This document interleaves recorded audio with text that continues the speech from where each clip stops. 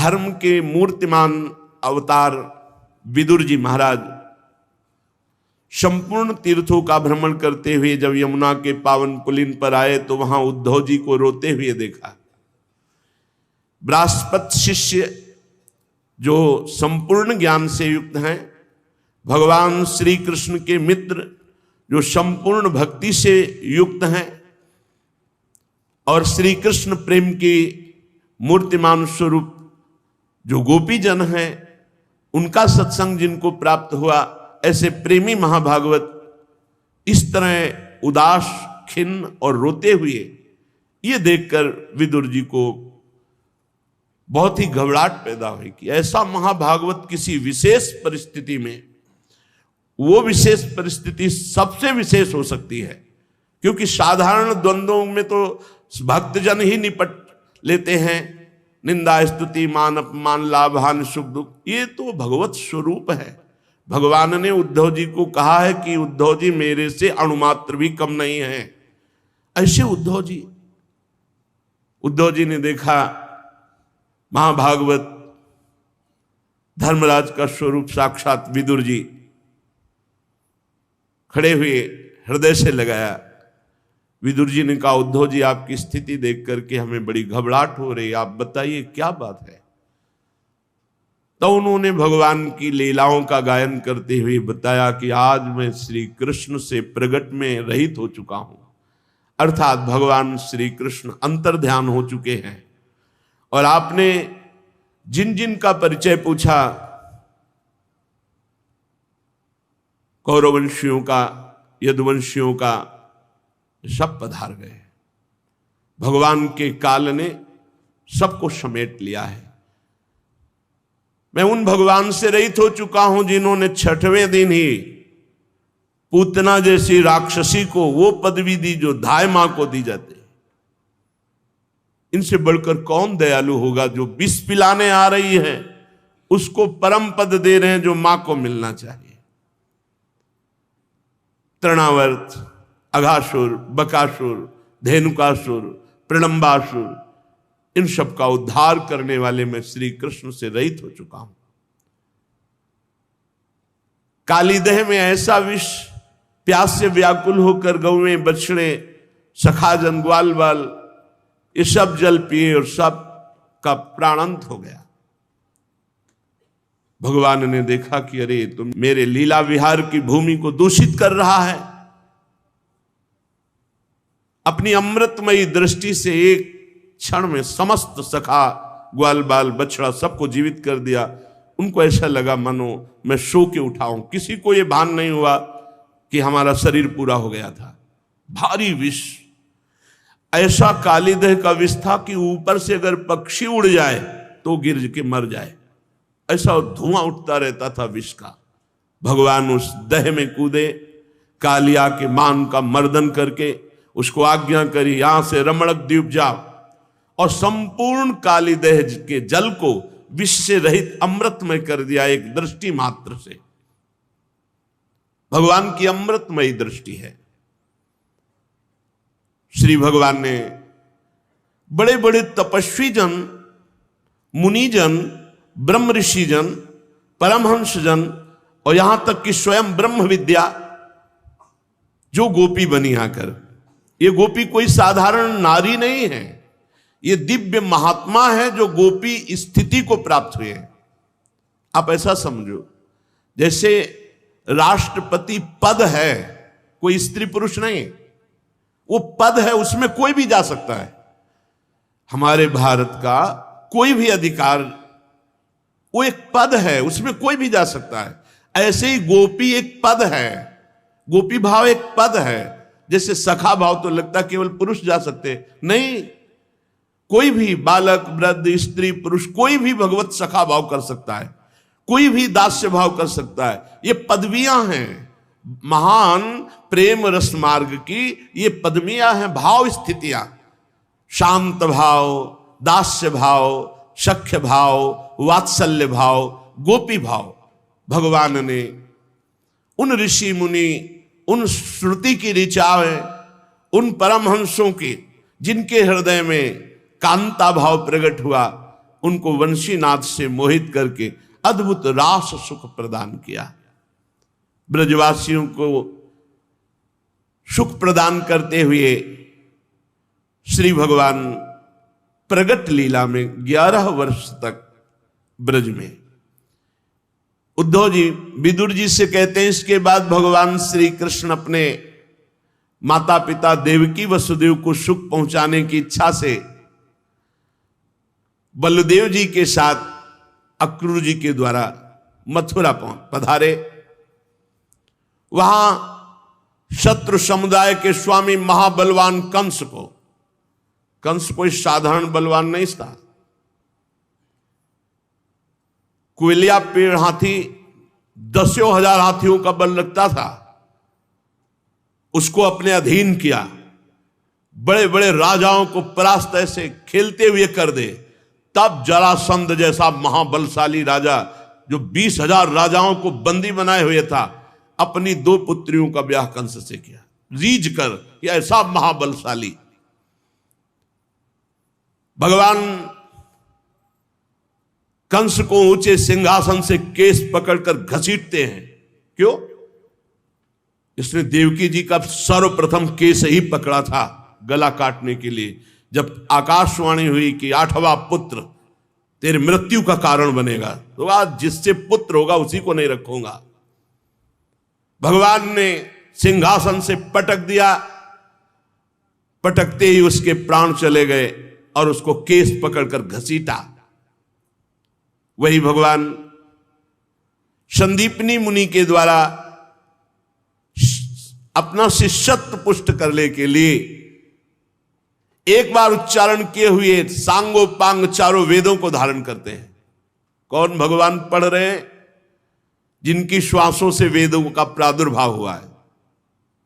जाकी श्वास वेद श्रुतिचारी सो हरि पढ़े, ये अचरज भारी। शिष्यत्व, जो लोग कहते हैं बिना गुरु के क्या कल्याण हो सकता है, उनको उदाहरण लेना चाहिए। क्या जगत गुरु भगवान श्री कृष्ण को किसी के शिष्य बनने की आवश्यकता है? कौन सा ज्ञान प्राप्त करना है, कौन सा मंत्र जितने ज्ञान सब आपके ही तो हैं। क्या भगवान मर्यादा पुरुषोत्तम श्री राम को किसी को गुरु बनाने की जरूरत है? लेकिन योग वासिष्ठ में देखिए, गुरु पद में वशिष्ठ जी विराजमान और भगवान शिष्यत्व स्वीकार करके ज्ञान प्राप्त कर रहे हैं। हे श्री राम, आप ऐसा समझिए, वशिष्ठ जी समझा रहे हैं। विश्वामित्र जी की आज्ञा पर भगवान पुष्प लेने जा रहे हैं, संध्या वंदन के लिए चरण चाप रहे हैं, विविध आज्ञाओं का पालन कर रहे हैं। क्या भगवान को किसी की आज्ञा पालन करने की जरूरत है?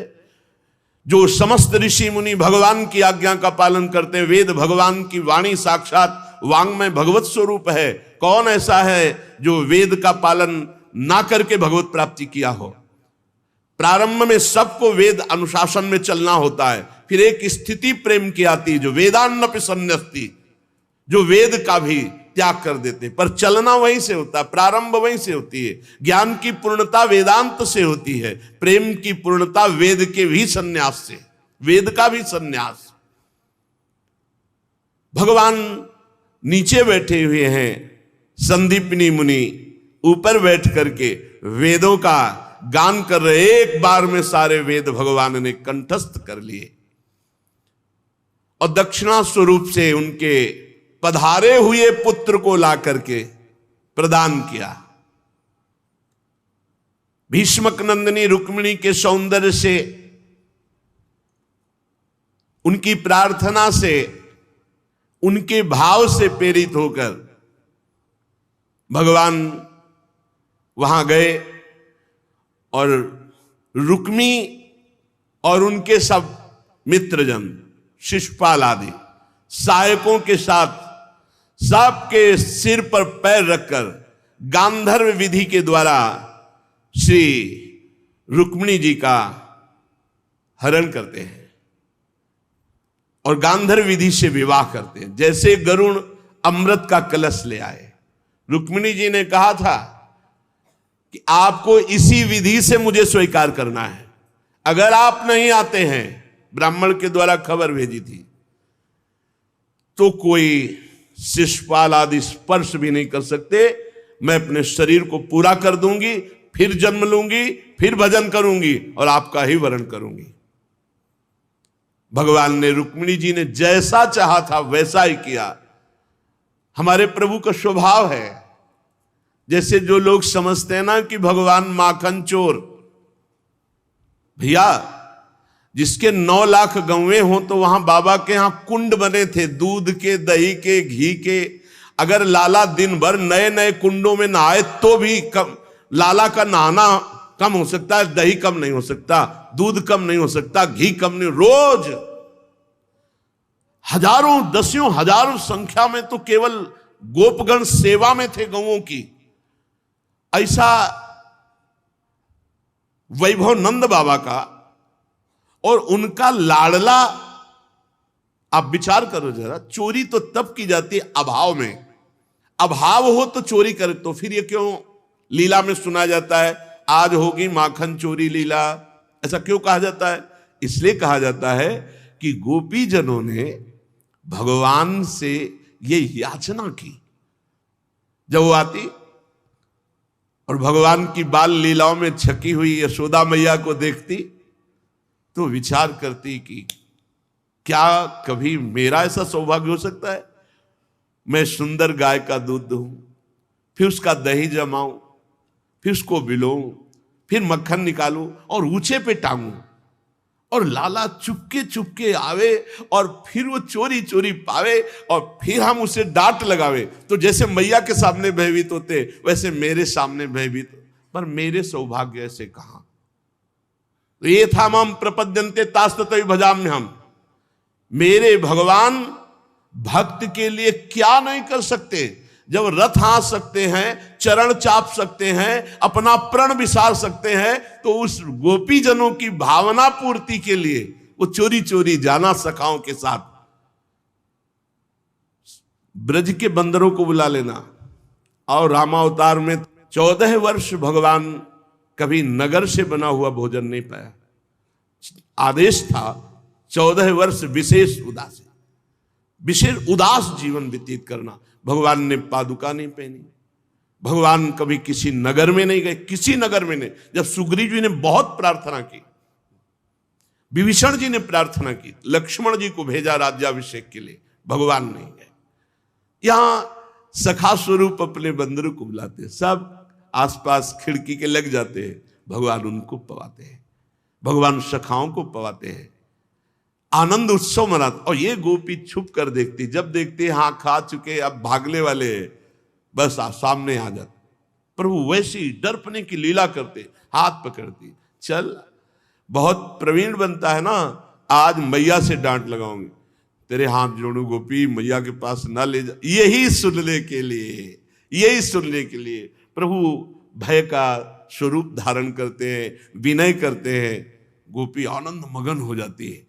कोई कोई तो बहुत ही प्रवीण है, इतने पे नहीं छोड़ती, आज तो मैया के पास ले ही चलूंगी। अब आगे जा रही तो बड़े बूढ़े जब आते हैं तो पहले प्रथा थी घूंघट की, घूंघट। अब हाथ, सखा को एक बुलाया और धीरे से हाथ बदल दिया, आप जाके पहले से ही शयन की लीला की। अब वो गोपी दरवाजा खटखटाती, मैया हाँ, इधर लाल जो बोलते, मैया बहुत भूख लगी है, वो देखो दरवाजे पे कोई आया, मैं देखती हूं। और वो ऐसे कहती थी, मेरा लाला चोरी नहीं करता, मेरा लाला बड़ा सीधा है, देखो आज पकड़ के लाई हूं। यशोदा भैया हंस रही, तो भैया तुम्हें हंसी क्यों है? बोले किसको पकड़ के लाई? मेरा लाला है। अरे मेरा लाला तो अंदर से पूरे ब्रज मंडल को आनंद में डुबोए। प्रभु भगवान चोरी करेंगे? भगवान को किसी वस्तु का अभाव है? अरे आप उस स्वरूप में मत मानो कि सच्चिदानंद त्रिभुवनपति भगवान, अरे तो अकेले लड़का है नंद बाबा के, कुछ कमी है? वो 10, 20, 50 मन रोज मक्खन बांटे, कमी है वहां? बाबा के 9 लाख गौएं, 9 लाख गौएं, और ऐसे तो नंद बाबा केवल, और नंद बाबा के भाई है और सबकी गौएं हैं, अरे लाला के पास कमी क्या है। हमारे प्रभु अपने भक्तों को सुख प्रदान करते हैं। रुक्मिणी जी ने जैसा चाहा वैसे ही भगवान ने उसी विधान से रुक्मिणी जी को स्वीकार किया। स्वयंवर में 7 बिना नथे हुए बैलों को कब्जे में करके नागनिजिति सत्या से विवाह किया। इस प्रकार मान भंग हो जाने पर मूर्ख राजाओं ने शस्त्र उठाकर राजकुमारी को छीनना चाहा, तो बिना घायल हुए भगवान श्री कृष्ण ने सब राजाओं का मान मर्दन कर डाला। भगवान एक साधारण पुरुष की सी लीला करते हुए सत्यभामा से, तुम्हें क्या पसंद है, तुम्हें क्या लाके दूं। हर जगह हमारे प्रभु में ये यथामाम प्रपद्यन्ते। आप सोचो, ये तो सत्यभामा जी मंगलमयी भूमि का अवतार है और भगवान त्रिलोचन जी के यहां साधारण वेश में नौकर बनकर जाते हैं और बहुत समय तक सेवा स्वयं सच्चिदानंद भगवान करते हैं। ये तो सत्यभामा जी हैं। भगवान माधवदास बाबा को सोच ही सोच बार बार हो रही। स्वयं जगन्नाथ जी पीतांबर का साफा बांधे हुए लंगोटी बार बार धो के बाबा की फैला रहे समुद्र से। क्या है, जब हम भगवान की इस प्रेम भावना को नहीं समझते तो अब भगवान ने तो ऐसा किया। हम अज्ञानी जीव एक साधारण भाव लगाकर भगवान सत्यभामा जी के सामने से, हे प्राण प्रिय आपको क्या पसंद है। सत्यभामा जी ने कहा, स्वर्ग से कल्प वृक्ष पारिजात हमारे यहां आंगन में होना चाहिए। ठीक है, ऐसा ही किया। इंद्र थोड़ा इंद्राणी के कहने से कि कल्प वृक्ष तो स्वर्ग में ही रहेगा। इंद्र ने कहा कि देखो प्रभु हैं, बोले नहीं ये नहीं जाएगा। तो इंद्र को विवश होकर भगवान से प्रतिकूलता करनी पड़ी। थोड़ी देर में इंद्र को समझ में आ गई कि इनके आगे हम तो गरुड़ में रख करके स्वर्ग से कल्प वृक्ष सत्यभामा जी के आंगन में। इंद्र ने अत्यंत क्रोधित होकर देव सैनिकों के साथ भगवान पर आक्रमण किया। निश्चित भगवान जब अपने को छुपा के लीला करना चाहे तो कोई नहीं जान सकता, पर भगवान ने एक क्षण में समस्त देवताओं को यह अनुभव करा दिया कि वो शक्तिहीन है। भगवान कल्पवृक्ष लाकर सत्यभामा जी के आंगन पे लगाया। विशाल शरीर जो आकाश को भी ढक दे, भगवान ने उस भौमासुर को सत्यभामा जी को साथ ले गए थे कि एक बार ये बोले कि मारो। इतना प्रहार, बहुत बलशाली उसका जब आएगा प्रसंग तो इतना सुरक्षा व्यवस्था कोई जा ही नहीं सकता था बिना भगवान के। 16,100 राजकुमारियां बंदी बना के रखी थी, पूरे विश्व की देव कन्या, नाग कन्या, यक्ष कन्या, नर कन्या, सब ऐसे। भगवान ने ऐसे भौमासुर का उद्धार किया और उनके पुत्र भगदत्त को राज्याभिषेक किया, उन्हीं के पुत्र को राज्याभिषेक किया। और जब अंतापुर में प्रवेश हुए तो 16,100 राजकन्याएं जो बंदी बनाए हुए थे, देखते ही भगवान श्री कृष्ण को आनंद में मगन हो गई और सब ने एक स्वर में कहा, प्रभु विश्व में कोई हमें स्वीकार नहीं करेगा, क्योंकि आसुर स्वभाव वाला है भौमासुर, हमें बंदी बनाए हैं तो कोई नहीं स्वीकार करेगा।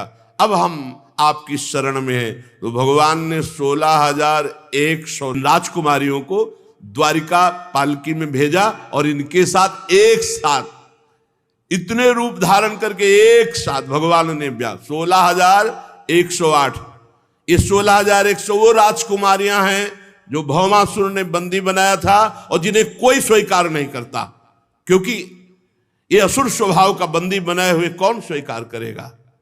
भगवान जिसको कोई नहीं, और जो भगवान की शरण, भगवान ने अपनी प्रिया बनाया। भगवान की ये निज शक्तियां हैं भगवान ने 16,100 रूप धारण किए, 16,100 जगह एक ही मुहूर्त में 16,100 से पानी ग्रहण किया, एक ही मुहूर्त में। कर तुम मकर तुम अन्यथा कर तुम, सर्व समर्थ भगवान। नारद जी को यही लगा था कि 16,108 साल में तो 365 दिन होते हैं, भगवान कब किसके पास जाते होंगे। तो जिस महल में गए, दिव्य शक्ति संपन्न नारद जी जिस महल में गए, भगवान उस महल में मिले। कहीं संध्या कर रहे हैं, कहीं ध्यानस्थ हैं, कहीं बच्चों के साथ दुलार कर रहे हैं, कहीं किसी को उपदेश कर रहे हैं, कहीं मंत्रियों के साथ सलाह कर, और जिसमें जाते तो अनजाने बनकर भगवान पर आओ आओ नारद जी कब पधारे आप, बड़े भाग्य आपके। तो आश्चर्यचकित होते ना, 10-10 महल छोड़ के जाने लगे, सब महल में भगवान मिला। तब उनका अचिंत शक्ति भगवान, आपकी महिमा को कोई पार नहीं पा सकता। भगवान ने उन सब से 10-10 पुत्र उत्पन्न किए। अरे हम सब उन्हीं के उत्पन्न किए हुए हैं, सबके पिता भगवान ही है। एक संकल्प मात्र से अनंत ब्रह्मांडों का सृजन हो गया, तो 10-10 पुत्रों को प्रकट होना कोई बड़ी बात है। कालयवन, जलासंध, शाल्वादि, ये ऐसे महाबली जिनको केवल भगवान ही, दूसरा कोई नहीं। भगवान ने अलौकिक शक्ति के द्वारा इन सब का उद्धार करवाया। विदुर जी, आज मैं उन भगवान से रहित हो गया हूं, वो मेरे प्रभु अंतर्धान हो गए, जिन्होंने संबलासुर, द्विविद, ये द्विविद जो बानर है ये भगवान राम की सेना में था। द्विविद मयंद नील नल अंगद गद विकटास, दधिमुख के हर निसठ सठ जामवंत बलरास। ये द्विविद बहुत बड़ा बलवान। जब भगवान राम की भुजाओं को देखता तो उसको लगता एक बार इन भुजाओं से हमको, तो लक्ष्मण जी बड़ी दृष्टि से देखा कि प्रभु की तरफ तू देख रहा है, अरे तेरे लिए तो हम ही काफी हैं। वो भगवान श्री राम जी ऐसे, तो लक्ष्मण जी चुप। इसीलिए अगला अवतार बड़े भाई के रूप में लिया कि तुम बार बार तो हमें दबा देते हो, हम नहीं मानेंगे। बलराम जी के रूप में, जब बलराम जी के रूप में आए तो द्विविद जो है बड़ा उपद्रव मचाए, पूरी की पूरी द्वारिका डुबोने के लिए समुद्र से जब ऐसे करता तो जैसे वो ज्वार भाटा ले आते कि प्रांत का प्रांत डूब गए, ऐसा कर। द्विविद ऐसा थोड़ी बानर था कि छोटा मोटा डाल से कूद गया। रावण की नगरी में प्रवेश करने वाले छोटे बानर नहीं होते थे। रावण ऐसा महाबली नहीं था, जिधर जाके भुजा ठोक देता था लोक के लोकपाल खाली हो जाते थे। ऐसे बानर थे भगवान के पास। पढ़ के आगे भागवत में ही आएगा, अभिमान में आकर के बलराम जी रसमय आनंद में विलास में थे, प्रांत का प्रांत ऐसे डुबो रहा था। ऐसे करता तो प्रांत का प्रांत बाढ़ आ जाती समुद्र के पानी से। बलराम जी ने देखा लक्ष्मण रूप में तुमको नहीं समझा पाए, लेकिन इस बार हम तुम्हें परम धाम में भेजेंगे, हम ज्यादा समझाना नहीं जानते हैं। बलराम जी ज्यादा समझाना नहीं जानते। आगे प्रसंग में आएगा, हस्तिनापुर गए, एक प्रसंग में आता तो समझाया, नहीं समझ में आया, तुरंत हल मूसल का चिंतन किया, मारा हल और कहा पूरी हस्तिनापुर को चकनाचूर करके गंगा में डूबे। आज भी ऐसे गंगा की तरफ झुकी हुई बलराम जी शेषावतार, द्विविद को मार के घूसे में कि किसी अस्त्र शस्त्र की जरूरत नहीं, फांसा, प्रहार किया, खून बमन करते हुए जाओ भगवान के पास आनंद लो जाके। संबलासुर, बाणासुर, मुर, बलवल, दंतवत, ऐसे ऐसे कृष्णावतार में एक दो कोई थोड़ी थे, बड़े महान महान बलशाली असुर भगवान ने अपनी शक्ति के द्वारा ही प्रेरित करके निमित्त किसी को बनाया। बलराम जी ने या अमुक जी ने, वो भगवान ही योद्धाओं में किसी को स्वयं मारा, किसी को निमित्त बनाकर दूसरों से, जैसे जरासंध को भीम से पर भीम केवल निमित्त मात्र हैं, दिखा दिया था। कई दिन हो गए, कुछ फर्क नहीं पड़ा जरासंध। रात्रि में बड़ा धर्मात्मा भी था। जिस समय वो प्रातः काल ब्राह्मणों को दान कर रहा, उस समय कोई आके गर्दन भी मांग ले तो दे दे, ना शब्द नहीं था। ब्राह्मण ही बन के तो गए थे श्री कृष्ण चंद्रजू और अर्जुन जी और भीम जी। तो उसने भुजाओं में प्रत्यंचा की रगड़ और चाल देख के कहा कि तुम लोग कपट कर रहे हो, ब्राह्मण तो हो नहीं, पक्का ब्राह्मण नहीं हो, मांगने आए हो तो देंगे जो तुम चाहोगे, क्योंकि मेरे भय से भयभीत होकर ब्राह्मण बन के आए हो, इसलिए मैं वापस तो जाने नहीं दूंगा, लेकिन मैं पक्का कहता हूं तुम ब्राह्मण नहीं हो। क्या बता सकते हो अपना परिचय, आप कौन है? तो बताया, हाँ तुम जो कह रहे हो सही है, मैं तुम्हारा पुराना दुश्मन हूं। भगवान श्री कृष्ण रण छोड़ भगवान लीला किए थे ना। ये कौन? अर्जुन। ये कोई वीर है, ये कोई हमसे लड़ने लायक? ये वृकोदर महाबली भीम, हाँ ये योद्धा है हमारे हो। आओ। कई दिन तक बाहुयुद्ध हुआ। रात में स्वयं सेवा करवाता, एक रिश्तेदार की तरह भोजन व्यवस्था, सब, कोई छल कपट नहीं। और दिन में भयंकर युद्ध, जैसे बादल गरजते हैं ऐसे घूंसे का प्रहार होता था एक दूसरे का। कई दिन जब हो गए तो भीमसेन ने इशारे से भगवान से कहा कि नस नस तोड़ दिए इसने, अब बस या तो आप इज्जत बचाओ, नहीं इस महाबली जरासंध के आगे अब मेरी बस नहीं रह गई। भगवान ने कृपा दृष्टि से भीम को बलवान किया और कहा फाड़ दो, ऐसे नहीं मारे मरेगा। फाड़ दिया, फेंक दिया, फिर वो जुड़ गया। अब तो भीम और डर गए कि ये मारे ही नहीं मरेगा प्रभु अब तो भगवान ने फिर उसको विपरीत दिशा में, क्योंकि जरा नाम की राक्षसी ने जोड़ा था, ये प्रकट ही हुए थे दो रूपों में, एक फल पर उसको दो रूपों, तो वो दो रूपों में गर्व, और ये ही कहा जियो जियो। तो जरासंध, जरा नाम की राक्षसी ने संध किया, इसलिए जरासंध नाम पड़ा। तुम मरवाया किसी से हो, लेकिन सामर्थ्य तो इन्हीं की रही है। आपके भाई महाराज विदुर जी जो धृतराष्ट्र हैं और पांडु के पुत्रों का पक्ष लेकर के भगवान ने कुरुक्षेत्र में पहुंची हुई सेना, जिससे भूमि कंपायमान हो रही थी, महाबली कर्ण, दुशासन, शकुनी, ये सब, भीम की गदा, अर्जुन का गांडीव, युधिष्ठिर का भाला, नकुल सहदेव के अस्त्र, इन सब से मारे जा चुके हैं, सब मारे जा चुके हैं।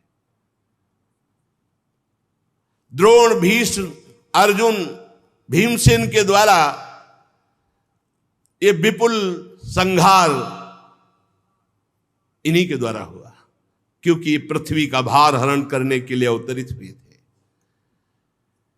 अभी तो मेरे अंश रूप प्रद्युम्न आदि के बल से बड़े हुए यादवों का दुस्सह दल बना हुआ है। भगवान ने विचार किया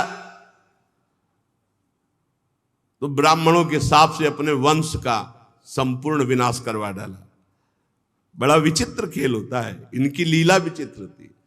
सामवादी ये सब यदुवंशी बालक आपस में विनोद कर रहे थे, सब नवयौवन, और वहां हजारों महात्मा भगवान के दर्शन के लिए आया करते थे, तो द्वारिकापुरी में वास करते, तो एकांत में वास कर रहे थे। तो सबने कहा आज इनकी परीक्षा लेते हैं महात्माओं की, ये कुछ जानते हुए हैं कि ऐसे ही। तो सांब के पेट में ऐसे बांध करके, जैसे गर्भवती महिला हो, और सुंदर पोशाक धारण करवाकर, सांब बड़े सुंदर थे, जाम्बवती के गर्भ से प्रकट हुए थे भगवान शंकर की आराधना से। देख लो लीला, देखो भगवान श्री कृष्ण ने सांब के प्रकट होने के लिए भगवान शंकर की आराधना की, और उनसे वर रूप में सांब प्रकट हुए थे। क्यों? क्योंकि जो संवरण लीला, जो विनाश लीला है, उन्हें तो सांबई से शुरू हुई, बहुत धीरे धीरे गए, और जो भी लोग युवक सब यदुवंशी थे, तो कहा हे ऋषियों, दंडवत प्रणाम किया, ये हमारे कुल की कुल वधू है, गर्भवती